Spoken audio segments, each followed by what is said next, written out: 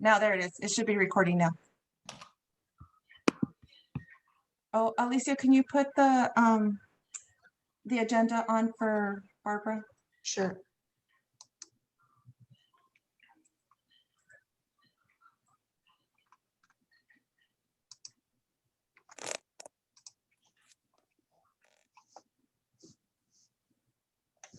All righty, can you see that? Yes, thank you. Okay.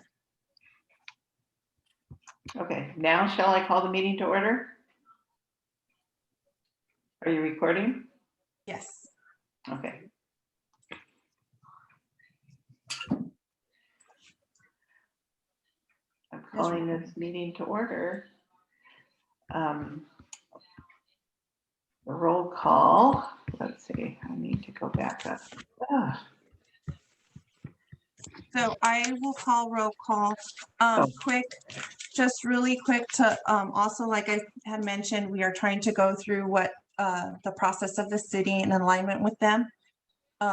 So we will now absences.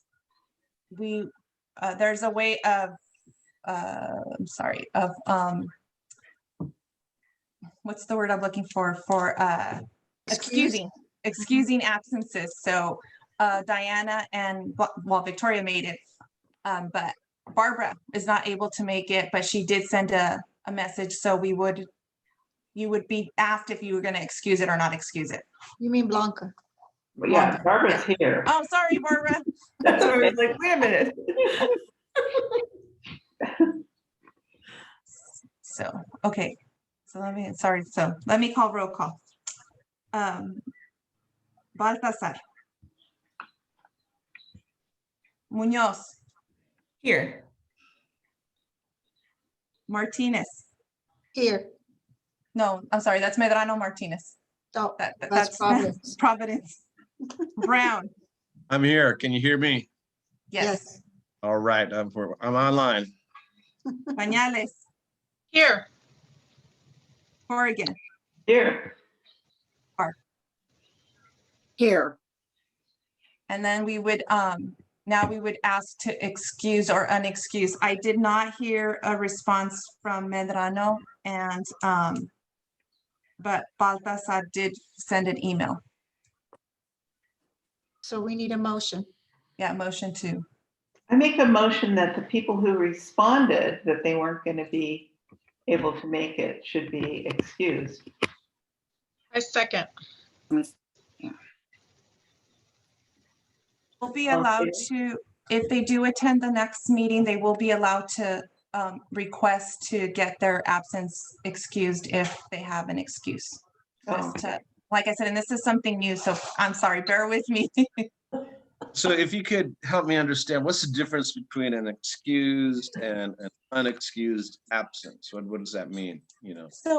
So this is, like I said, this is something new. What I'm thinking, what they're saying is right now, she did not send a response at all about being, that she wasn't going to be able to attend the meeting. It would be dependent on the library board, on you guys as trustees, whether to determine something is excusable or unexcusable. Their reasoning, basically. But if it If is, you read the bylaws, it says that if a board member is absent for 3 consecutive regular meetings, unless excused, the board office shall become vacant, shall be so declared by the city council. thank you. I appreciate that clarification. I have another question with regard to excused and unexcused absences.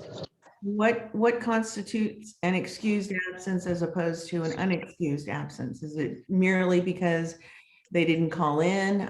So what's the determination as far as that? They failed to show up, or they failed to submit a written response. An excused absence is there's a conflict with another, board meeting that you have to attend to because you're probably a board member of that commission also. And so illness is another excused absence. Excuse me. I feel like it's more about the response, whether it's hard enough to schedule these meetings. And then if you don't know if somebody's going to be there or not, it makes it difficult. I I think would this just- is great. I'm sorry. I want to say, I love that we're doing this because I just remember what happened, what was it, last year or the year before when we had no meetings for like 7 months? Yeah. I thought that was like ridiculous. So this is good. This will hold us accountable. This is why we volunteer, because we're going to be here. Right. Right. Absolutely. Mhm. All right. And really, these are the bylaws that the city of Watsonville is following, as well as the county of Santa Cruz and all other commissioners. No, that this is what just you're City of Watsonville's bylaws. Mhm, Okay, good. mhm. And they're still, yeah, they're still under review. Yeah, that's what I was just gonna mention right now. We will remove that from the agenda, the bylaws. They still haven't been reviewed by administration. So, you had a glimpse of them, but we will remove that from the agenda tonight. Mhm. And it'll be postponed for the next meeting. So I'll send out a revised bylaws. If any revisions are needed to be made. Okay, so is it my understanding that the bylaws are going to be approved? And we're waiting for that approval from the city council or From the manager? city clerk. From the city clerk. The Okay, city clerk. Mhm. thank you. So what I did was, we do have an existence bylaws from 1999, but I feel 20 years later, we should update them and make them current. And so unfortunately, they've been so busy also with a lot of things that have been going on with the city that the city clerk didn't have a chance to review them before they were. But they'll be at the next meeting also. The city clerk will be at the next meeting to answer any questions. Okay. So Barbara, we're ready to go to number 3? Number Okay, 2, consent agenda. Yes, number 2. Oh, so, are there any oral communications? No, the consent agenda. Oh. All items appearing in the consent agenda are recommended actions which are considered to be routine and will be acted upon as one consensus motion. Any items removed will be considered immediately after the consensus motion. The chair will allow public input. But are there any public people? We have to wait for written. No public. This is like unfortunately we are trying to go by all the other commissions and some of the other and also the city council. So they get a lot of public input and they get a lot of written input. We don't at this time. Maybe once we start advertising a little bit more, we will get more people in and we'll have to do that. So we're just having it as part of the agenda right now, just in case in the future we do get public comment in. So right now, the only thing on the consent agenda is the minutes. Okay, so has everybody had a chance to read the minutes, and do I have a motion to approve them? I was wondering, I wanted to, when I looked at the agenda for this meeting, Mhm. it lists all the trustees. My last name is spelled wrong. Yeah, I did notice that they have it right. They have it right for the minutes and they have it wrong up on top. I will make sure that I did notice that when I was printing them out.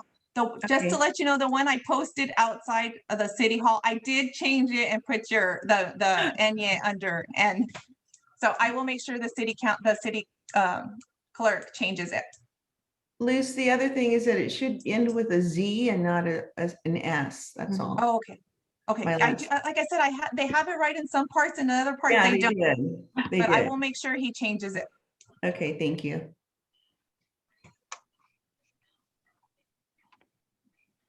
Were there any other changes to the minutes? Do I have a motion to approve the minutes with the changes that were stated? I'll move to approve the minutes. I'll second. All in favor? I'm Aye. sorry, I have to do roll call. Oh. Baltasar. Munoz, Yes. Brown. Brown,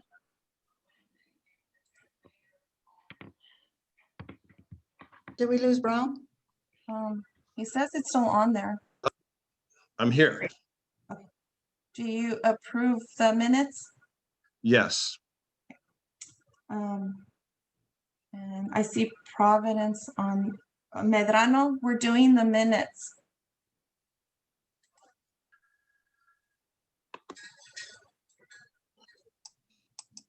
Okay.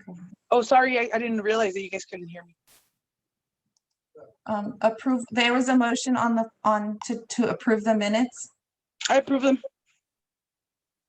Bañales, Yes, Corrigan, Yes. and Park. Yes. Motion passes.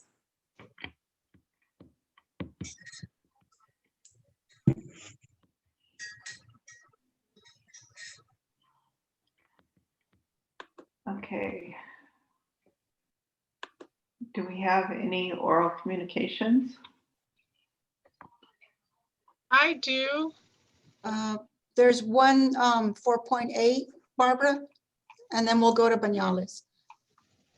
Yeah.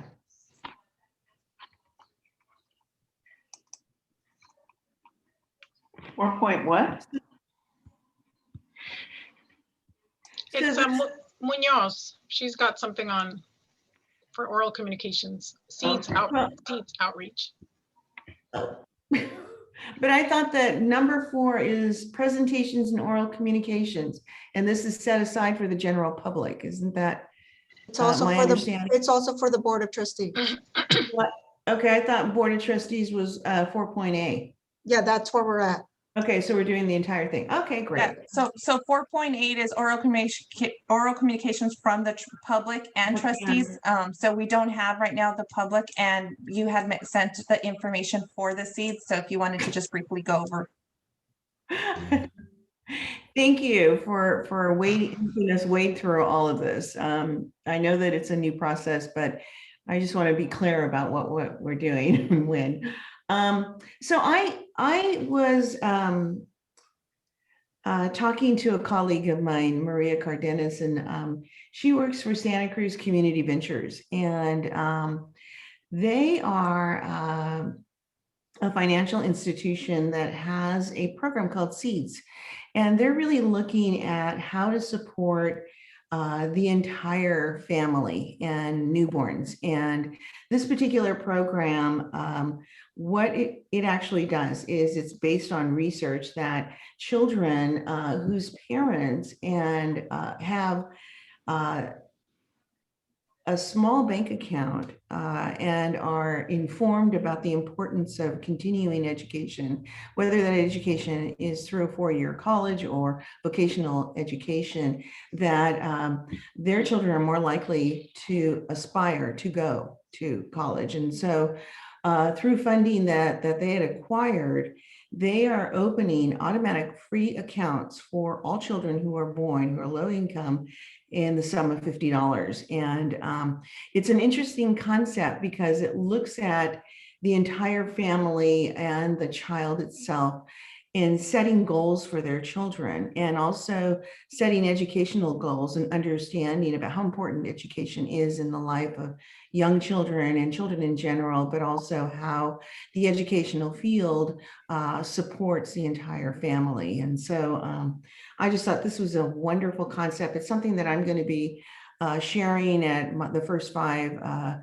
Commission and other early learning and care collaborators that I happen to be a part of. And I just thought it was an opportunity for the library to learn more about it and to partner with Maria and Community Ventures to do some marketing around it. You know, Maria is great about coming and, you know, sharing more in detailed information about it, but I just felt like this is a good thing, and there's no strings attached.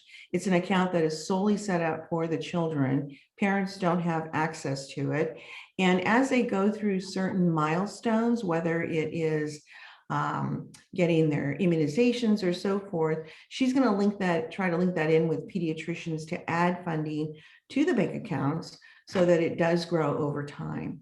And so it's on the ground floor right now, but Maria is very enthusiastic about it, and we love partnering with Community Ventures because the original Community Ventures was all about sustaining childcare industries in our county and looking at the business acumen, skill development needed for childcare providers to be sustainable. So it's got a long reputation in our county. I just thought it was an interesting concept and wanted to share it with the library trustees. So Excellent. Yeah, I made some notes and then we'll pass this on to the Public Services Principal Library. great, thank you. And there's a Q&A here. It's pretty thorough, and she has a PowerPoint that she attached as well with detailed information about the program. Mhm. That sounds good. Yeah, Sounds like a great program. yeah. Pañales? Yeah, mine is quick. I just wanted to invite you all to attend the Cabrillo College. I don't know if you're aware, but the college is considering changing its name. And so there's a bunch of events. They're really exciting. The first one is tonight. That's the one that I had a conflict with. And I'll send you a flyer. So Okay. look out for that. There's 5 events. They're really cool. Can I ask one question? Vicky, why do they want to change the name? They're not sure, but over 100 people asked at a library, at a Cabrillo College board meeting. They showed up in July, and most of them were from Cabrillo, staff, students, faculty, demanding it because Juan Rodriguez Cabrillo was a colonizer who did a lot of damage to the native populations, like and a sex trafficker. And so tonight's event is a historian talking about who was Juan Rodriguez Cabrillo. So a lot of people felt like we could do better. We could name ourselves after something, even if we called ourselves Coastal Community College, so right now it's just a decision of should we change our name? Once that's been decided, the task force will put a recommendation to the board, and then the board will make the ultimate decision. And if we decide to change our name, then that'll be another task force to decide what to change it to. So right now we're in the exploration phases. We have no clue if we will or if we won't. This is what the events are for, to kind of educate the public. And then they'll be asking for public input, feedback, surveys. So yeah. Okay. Okay, and you'll send us a flyer with the link? Yes, with all the events, and it's bilingual, so disseminate it and show up. They're all through Zoom. Okay. And we have one that's featuring Native American panelists. That one should be really exciting on the 8th. Scholars, Native scholars, local from the Amamutsan tribal band. It's cool. So cool. Student debate, that'll be exciting too. So half of the class will be debating to keep it, the other half will be against. Right on. Any chance we can post the meetings on our servers so that if people wanted to look at them who weren't able to attend, that they would have access to a server to see that? I'll give the flyer to you all, and Alicia could figure out what to do with it. It's easy. She could create a link if she wanted to, and it's a flyer that's got those links that you could just click it and it takes you there. I'd really like to hear what they're saying tonight. I mean, that would be very. Oh gosh, I know it's going to be recorded. That's the good news. So, that's what I'm wondering is, can that recording? The recording itself. Oh, I don't know. I'll find out where the recording is because I want to see the recording. Tonight's an expert about who was Juan Rodriguez Cabrillo. The next one's going to be why did the college name itself Juan Rodriguez Cabrillo? So we have a historian, a local historian. We'll talk about that. Lots of great stuff. Yeah, no, great information. Thank you very much. I love that the college is being responsible and really trying to disseminate information and make people aware before they make an important decision. Thank you. Thank you very much. Alicia.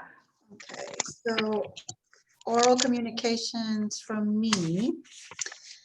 So I wanted to let you know that we reopened our doors to limited in-person services yesterday. And I wanted to share this wonderful article that Patch wrote. The Patch, I don't know if you are familiar with it, about us opening yesterday and all the services that we provide. I will send you the link in an email.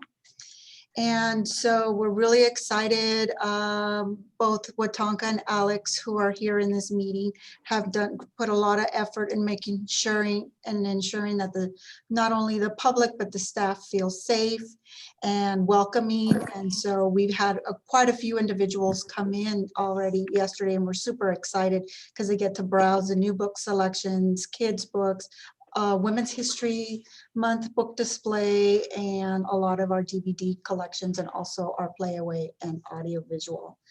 I will be updating the dates on our reopening plan that I had shared with you. I will share it with you, Dawn.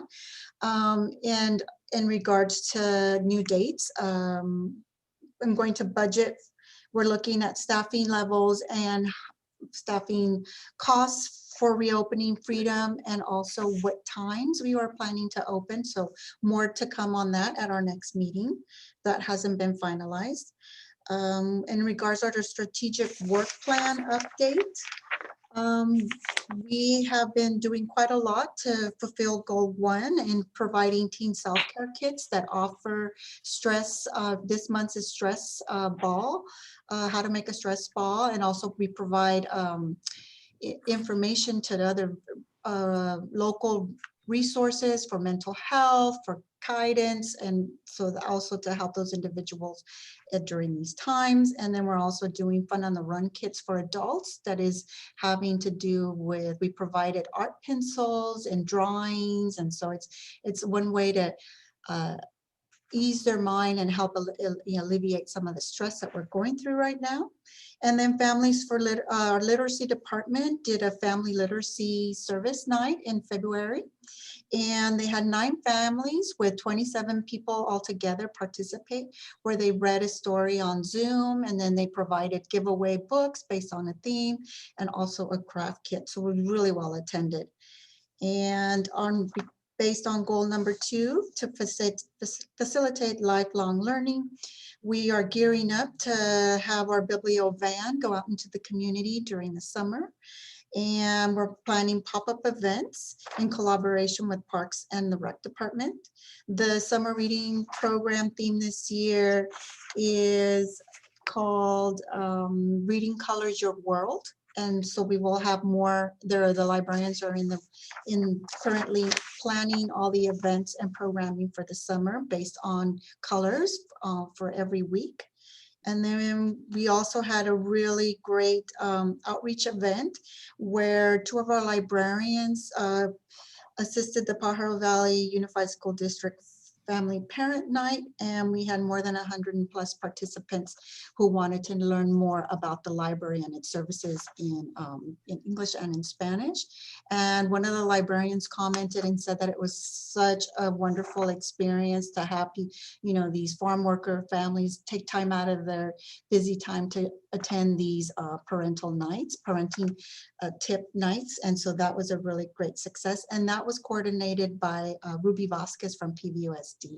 So, and then we are also in the process of working with the city, who is also developing their 2-year strategic plan. And so I will be attending a workshop in April 10th to develop our measures for that strategic plan and our goals and objectives. And I will present those to you at our next board meeting for you to look at and approve, or maybe add based on your suggestions.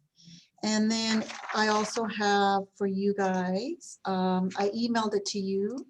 Sorry, they were still trying to finalize it, was our February statistics. I know it's 4 pages long, but just to give you an overview of how we're doing, our circulation is 30% lower than the year before, but that's explainable. We've been closed, we haven't had foot traffic, but still it's pretty good considering, we are closed and we're only offering curbside service. So they're slowly incrementing, but we're nowhere near what our stats were at this time during last year. We are also doing accountability of how our e-resources are being used, and that also gives an idea to the public services principal librarian. Do we add more resources, databases? How well are they doing? Do we need to promote them more so? And then We are also keeping track of our daily average circ, our gate count, and how many people walk through the door. And then something new this year is how many people visited our library's website, how many people used our Wi-Fi is another. And then also, we're also keeping track of how many hotspots are being checked out, along with how many users are being registered and how many users we currently have. And then we've also broken it down by our areas of service and how are our demographics using our library based on adults, teens, and children.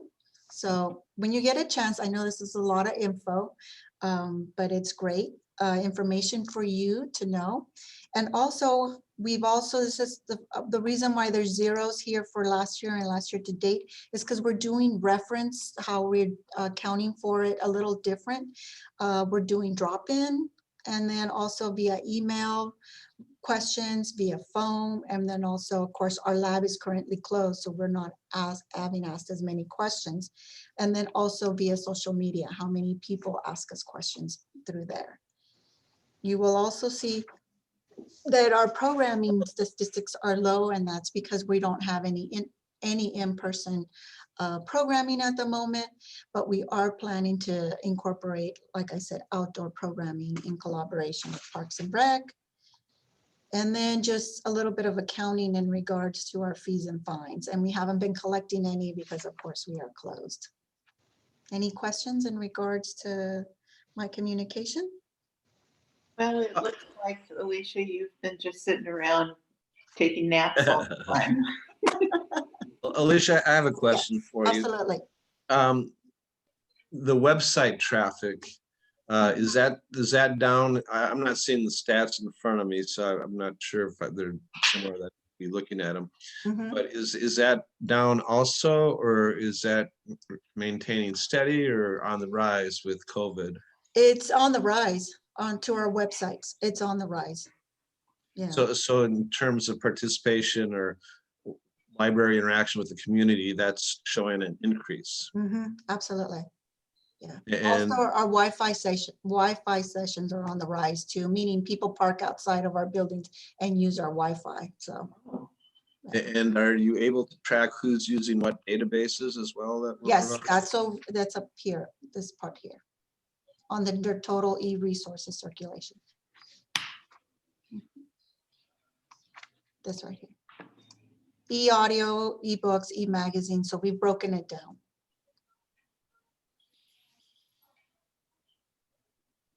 Okay. Okay. Very, very well done. Thank you. You're welcome. We want to be more transparent, so. Oh. And Luz has done a remarkable job of helping our other coworker in putting this together. So yeah, she's my data analyst. Sounds like she's got some skills. Very organized mind. Do we have any comment forms to report? None this time. Okay, now to the Poet Laureate. Okay. So let's see, let me open, sorry. I went ahead and added our logo, and then I kind of updated a little bit. We can't see it. Oops, you can't see it? No, we still see the agenda. How Right. weird. I think does Luz have to do that? It Yeah, says that's I'm what we do. screen sharing. Maybe you're No. sharing the wrong screen. You have to- Is it there? No, still the agenda. Oh, weird. Let me Oh. see. Wait, what are you looking for? The application? Try to unshare, Alicia, and then reshare it again. Okay. Yeah. Try to share again. Share screen. Make sure it's on your desktop, like ready to share. Mhm. All right. Do we see it now? Yes. Okay. After further review and looking at what other libraries and institutions do, they usually coincide with National Poetry Month, which happens to be in April, which we can't make it. But our timeline said at the beginning of the year, and I wanted to see if we were still in agreement with that. It would be a rush to even get it on, to get someone Yeah. chosen by April. No, this is fine, Alicia. Okay, I mean, honestly, Yes. okay. Vicky's a poet. Yes. So, Well, I vote for Victoria then. Thank you. Thank you. Thank you. I also, let me share the application. This is just a work in progress. Vicky, I don't think you attached your suggestions. oh, I will share this as a Google Doc, and then you can, the board members okay. can go in and modify. Great. Yeah, I did give a lot of feedback that Okay. I think will improve it. Yeah, absolutely. So it was just a starting point. And then also for our committee, which Bañales is the chair. And then I've also included that a library staff member will be on this committee, as well as 3 members at large. And I kind of left it open for, you know, it doesn't, it could be someone from the Arts Council, it could be someone from the community who's a poet also. It could even be, once we have established a laureate, they could be on the committee also for the following. Oh, 2 absolutely. years. Yeah. Okay. So I will share these as Google Docs. I just, like I said, it's a work in progress. And so this will still be continued on to the next meeting also. So we'll be working on it till probably when we do open this up in May. So according to our timeline. I think it's great too, and just having researched the Santa Cruz Poet Laureate, realizing that how disorganized they are, I'm so proud of that we're coming up with the actual formal process. I didn't realize theirs was so like chaotic and disorganized, and it doesn't seem to have some transparency attached to it. There's no honorarium. There's no like, this is what I'm going to do as poet laureate. I was surprised actually. Ah, Yeah. No, I'm glad we're providing a guideline. So Yeah, these this is poets phenomenal. understand. I think it's great. I also wanted to know if, since they're going to serve for 2 years, do we do $1,000 every year or $1,000 over the 2 years? So that's something also for you guys to consider. Not that the board is going to pay for this. It will be the library who, of course, will pay the honorarium. Okay. So we're okay with starting the calls for nominations in May? Yeah, Yes. Okay. absolutely. Doesn't have to coincide with National Poetry Month. Maybe the next time, right? The next round we can do it. How are nominations going to be called for? We put it out as a press release and also out on our website. And so we open it up for the public. And that's a whole other thing in order for us to be transparent. The wording on our website will have to also be drafted. And so I will have that ready also before our next meeting in April to have you look at it. So Alicia, is there funding for $1,000 per year? Yes.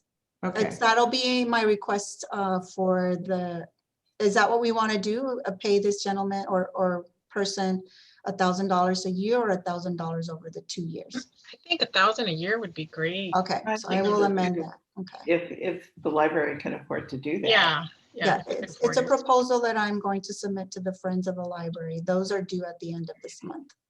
Maybe we should be advertised as a $2,000 honorarium over 2 years. Okay. Yeah. Yeah, I agree. Okay. Yeah. Good wording. And so Alicia, when you say for the year, is it a fiscal or calendar year that we're talking? That's what I'm asking the board to rethink, because if it's calendar year, this is how we've set it up, calendar year. If you wanted to do fiscal year, then we have to open it up for nominations in July. But it doesn't matter whether it's calendar or fiscal year. We can change the timeline in order if we want to coincide with National Poetry Month in April. We just have to start the process sooner. Okay. In January, actually. And then in terms of your budgets, are they calendar or fiscal? Ours are fiscal, which Okay. is fine. It'll be okay.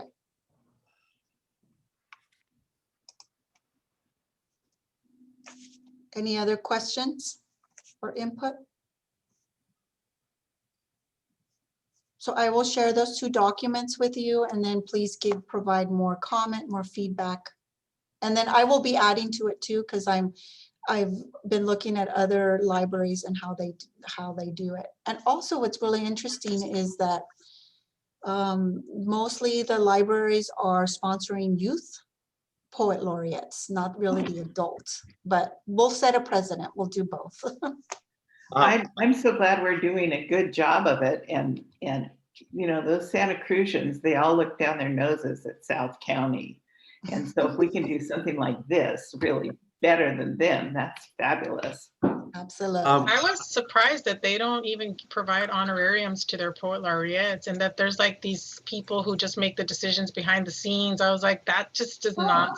So the 2 former poet laureates are really excited about what we're doing because they want to share what we're doing to improve their process. Yes.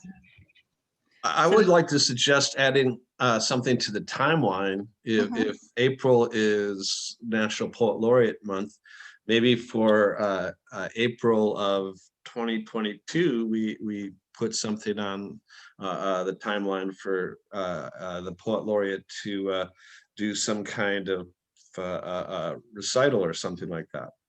Maybe that's where we could show them off to the community. Like reading, Absolutely. readings.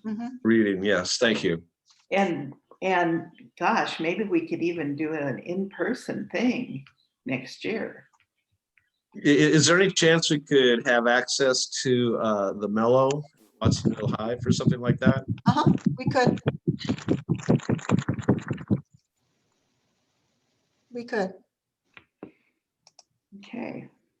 So that is part of the commitment, see, under the duties, to be able to give at least 5 to 10 public readings, and then also attend literary and other cultural events as appropriate. Wouldn't that be awesome if we could have them do a reading at the Mellow in April next year? That would be Yep, we'll have, they'll be sworn in at a proclamation at a city council, and that would happen in January. And then from there, then we as the board can then plan events throughout the city that you would like for that person to participate in. They could go to schools, they can go to, so yeah, we're all thinking ahead, so that's great. Maybe we could do something sometime, maybe 4th of July or something, in conjunction with the Watsonville Band. Yep, keep those ideas coming. Absolutely. Any other questions?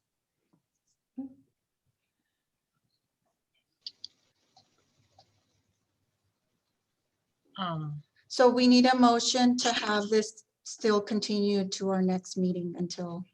I was just thinking about that. I don't think we need an actual continue. We just continue it on to unfinished business. We will need the motion once they approve all the documents, all the actual process, then Excellent. then that's when we'll have a motion. Okay. Because we've already established that we're gonna proceed with this. We just, once the documents are ready to be approved, then that's when we would call for a motion. Perfect. So I'll amend the agenda for that. Perfect. Thank you, Liz.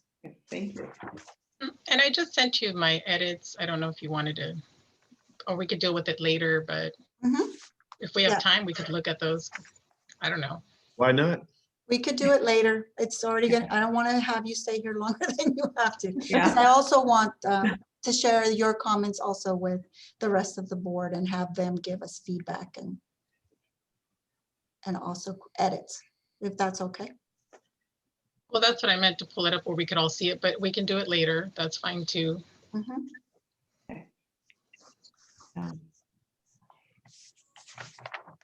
Okay, so where are we? New business? Okay. I'm still Actually, we're on- gonna, actually, We need, Barbara, Could you we're gonna jump to reports. We pulled new business off. Oh, okay. Alicia, could you put the agenda back on your screen for us, please? I thought I did. It didn't show up. No. Here we go again. Okay. Stop sharing. And I'm gonna leave now. I'm gonna go to the other meeting. See you Bye. all next time. Thank you. Bye. Bye, Bye. Victoria. Bye. Vicky, I messaged you on Messenger. Maybe you can later if you have time. Okay, bye-bye. Okay, Bye, bye. Victoria. Good time. Thank you. Good work on the Poet Laureate. Yes, that's exciting. So under reports, the Friends of the Library sent me what we have expended through so far. We had budgeted for programming $22,000 and we've only spent $11,000 of that. And so we're doing very well. And like I said, we're also submitting our proposals for the next fiscal year at the end of this month to the Friends of the Library. We want to acknowledge that the Friends have done an amazing job of supporting the library in regards to programming and events. And so all their fundraising efforts go to making sure that our programs are funded and that they are a success. They've also in the past purchased allowed us to purchase for STEAM. And so we've created kits. And so those are also being distributed at curbside. And if you go onto our website, there are robotics and other types of gadgets that they are able to build, and all the materials and supplies are included in these kits. So they've funded that also. And then they're also funding the internet service for our 25 hotspots that are really hot. There are already about 10 plus people on the wait list. All 25 are currently checked out. So, so at the next meeting, we will let you know. Also, hopefully Tiana can the treasurer can give us a report, but if not, she will supply it for me and I will give you an update. Alicia, Yes. is it possible? I heard you say that there's like $11,000 of unspent money Mhm. and that the hotspots are quite hot. Mhm. Is it possible? What would it take to buy some more of those hotspots with that money? So actually I've tapped into, I'm always looking for grants and also for partnerships that allow us to provide such services. T-Mobile has a government lending project and that's how I got them. I got them for free, 25 of them. However, the cost is about $775 a month for the internet service for these hotspots. It would be something that either I would have to go to the Friends in my request for the upcoming fiscal year and then request those funds, or I will have to incorporate it into my actual operating budget. So it's something to consider. I am exploring that, to have us have the actual library budget absorb that cost. So Now it's the about, money from the other money that is remaining, we still have March, April, May programming that is still being developed and June that is still in the work. So that'll probably be spent by the end of this fiscal year. And whatever little bit gets rolled over to the next year. thank you. Absolutely. And then for 7B on programs, we have some exciting programs coming up. I will stop sharing so you can see me. I want to mention we will having the Poets Circle on April 1st at 5 p.m. and Brennan DeFrisco will be our key speaker that night. And then also April is Financial Literacy Month, and so we'll be showcasing Botanka, would you like to say a little bit about Financial Literacy Month and what Jillian has planned? Sure, yeah. So the idea is to prepare especially young adults, young people, millennials, to build their literacy on financial topics with a variety of resources that we have to explore, and to put together resource guides as well. The time is now really to learn a bunch about a variety of topics: saving, thinking ahead to retirement, fiscal solvency, and prosperity. And it's something that is so vital to our community in particular as we go through these challenging times. It's a very timely series of events. So she's doing a lot of work on that, putting together resource guides and lists of library materials and more. And then we're also going to open up again this in April our poetry contest. And so we're already going to invite people of all ages to submit their work. And we're also centering it around equity, right, Botanka? What's the theme this year? The theme, I'm sorry, for what was that? The poetry contest? So I'm not certain the exact theme, but yeah, it is definitely social justice, inclusion, looking at awareness of the intersectionality of different societal forces. And so it's really an open invitation to people from every walk of life to be represented and heard. Mm-hmm. And then the literacy department is finalizing recruiting individuals who are writing about the COVID diaries, and that's in conjunction with the state library. And so they're finalizing their submissions, and so that's through the literacy department. Mm-hmm. And if you're interested in submitting your diary about your experience about COVID, you can contact Tony Notar, and she's in the literacy department. Any questions? And then, of course, like I mentioned earlier, our summer reading, we're gearing up and preparing and planning for our summer reading program. And that is the theme, Reading Colors Your World. And we're planning to do community art-based cooking programs, outdoor programming, pop-up events with our biblio-van outreach. And then we're also planning family-oriented kits. Busy as always, aren't you? Yes. Jeez. Always. Everything sounds great. You've got it knocked, I'll tell you. And then I want to remind you not to always visit our website. We're constantly updating and adding new events, and also reminding you that of all our services that are out there. You can download an ebook. You can also flip through a magazine at the comfort of your home. And so, and then you can also access how to learn a new language through Transparent Language, or if you want to brush up on your Excel skills, we also have that in Universal Class. So you are our voice, our spearhead. So if you go out in the community and you let them know what we offer. And that's it for my report. That's good. So you just spent your advertising budget, huh?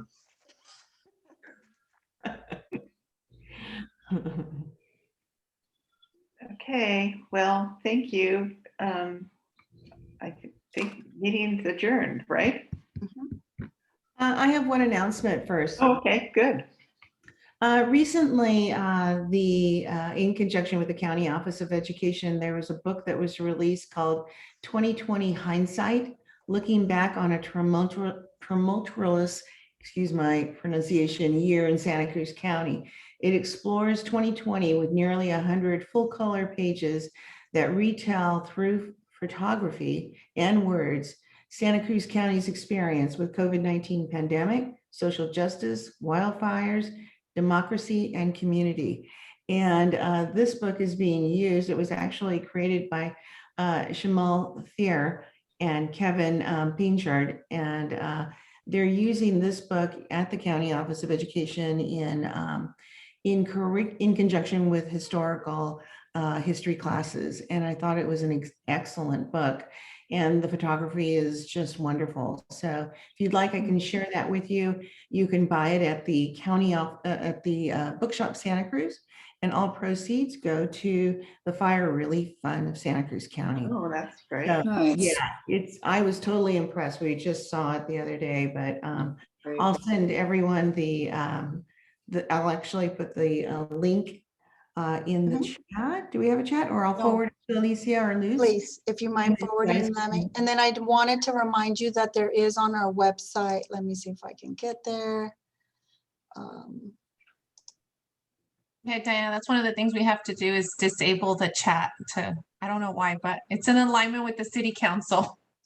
Yeah. I mean, I completely get the Zoom experience. We've been doing it all year. There's always something new to So learn. on. whenever you have as board members suggestions for books that you feel are of a local context or beneficial to our readers, there's this Ask a Librarian here, and you can fill this out. And I will take a look at it, and then I usually go ahead and purchase. This is even for new books or new DVDs or anything that you feel is relevant to our community. You can enter it there. Great. Thanks, Alicia. Nice. All righty. It's 7 o'clock, meeting's adjourned. Yay. Thank you very much. Bye, Bye, everybody. you guys. Thank Bye. Thank you so much for See you next taking the month. time. Great Mhm. to Thank see you you. so much, everybody. Thank you. Thank you. See you next Bye-bye. week, next month, April 15th, not next week. And with luck, that might not be tax day, right? That's going to be pushed back to No, May it's 15th. not. It's not being pushed back? No, it already was It pushed did. back. Yeah, it was pushed back. It was The May pushed back to 15th, the right? May 15th. Oh, okay. Is that Mr. Brown? Well, so not April, not tax day, April 15th. Not tax day. Bye, everybody. All right, bye. Bye. Bye-bye. Nice Bye, seeing you. Providence. Bye, Alicia. Bye. Bye.